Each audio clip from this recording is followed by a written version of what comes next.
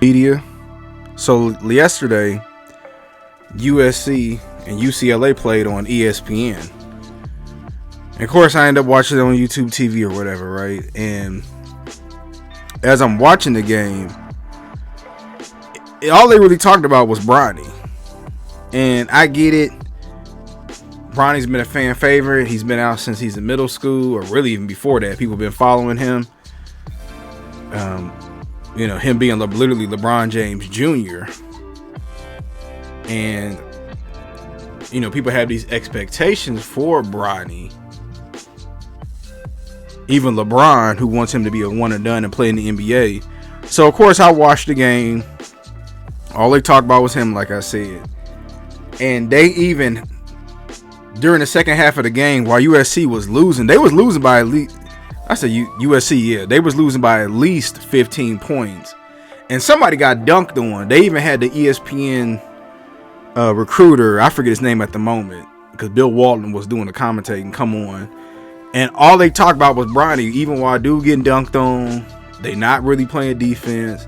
They're not getting no rebounds. And they really was like, oh, he'll be a two-way player and he has a lot of upside. But I looked at Bronny scored 4 points and 2 rebounds.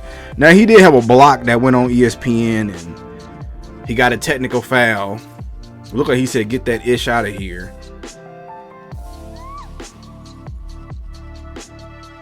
But it goes back to what people have been saying about Bronny. Now, I'm a big Bronny fan. I'm a big time LeBron fan. I'm critical of him.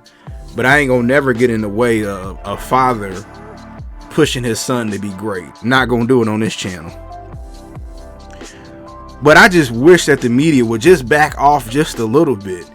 Y'all are here talking about him playing in the league, and Bronny scored 4 points and 2 rebounds and 1 block. And he had a couple of turnovers. So it's like, if you switched out LeBron James Jr. for, Bob Smith Jr., y'all would be calling him a bust, especially if he was a McDonald's All-American coming into the college. Y'all didn't give Imani Bates that kind of grace. And Imani was ranked way higher than Bronny. And was a former Gatorade National Player of the Year as a sophomore. But y'all didn't give him that kind of grace.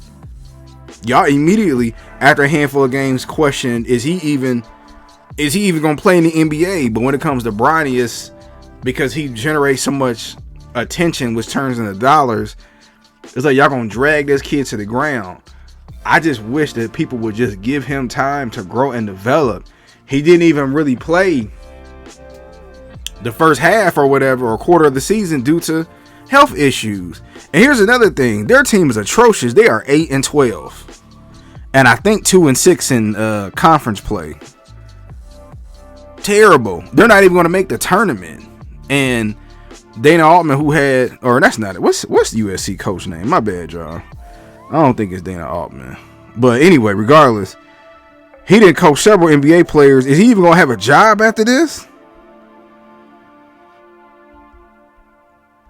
And like people are like, oh, he should be starting, and starting in what position? I mean, yeah, Isaiah Collier's hurt. Okay, Andy Enfield. Isaiah Collier's hurt. Bronny's coming off the bench or whatever. And it's like, I don't see Bronny creating shots. I don't see him out there, I don't really see anything. I do see flashes, sure. But is he going to be a point guard or shooting guard? Because when he's running the point, I don't really see him do it. I don't see him crossing nobody over, nothing. And as a 2 guard, he's gonna be a 2 guard in the NBA at 6'2", 6'3". Oh, cool. I would like to see it, but he gonna have to score. But I hate that for Bronny. I mean, I get, he built for it. I'm sure his dad didn't talk to him about it, but I just wish people would just back off of him. Just for a little bit. Oh my God. Like, the way that their team's playing and the way that he's playing, I mean, it just, I don't see how it translates to NBA next year. Now, the year after that, absolutely. Or the year after that, absolutely. But people are just like, they don't understand. That's just like with Arch Manning at University of Texas quarterback. I mean, it takes time to develop, but give these people some time. Everybody don't come in lightning quick out the gate like that.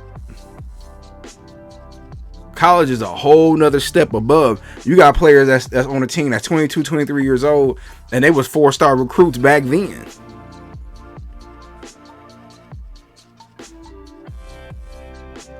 But I forget what it was a couple games ago.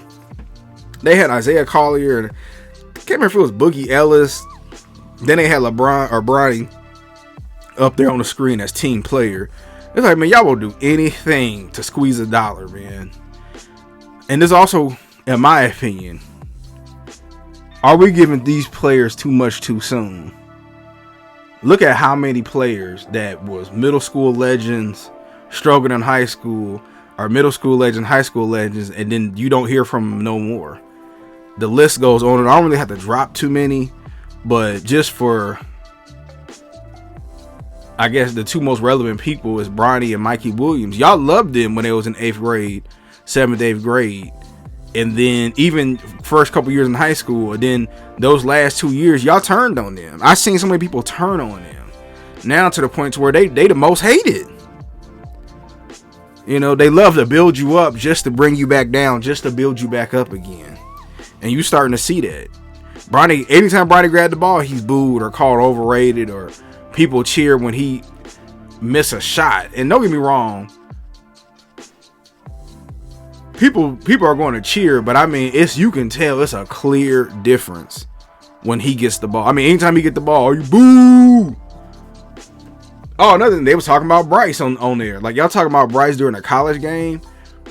Bryce is still learning as a junior in high school. He's not even starting on his team yet. Wait till next year. But I just want to give my quick thoughts about it. What y'all think?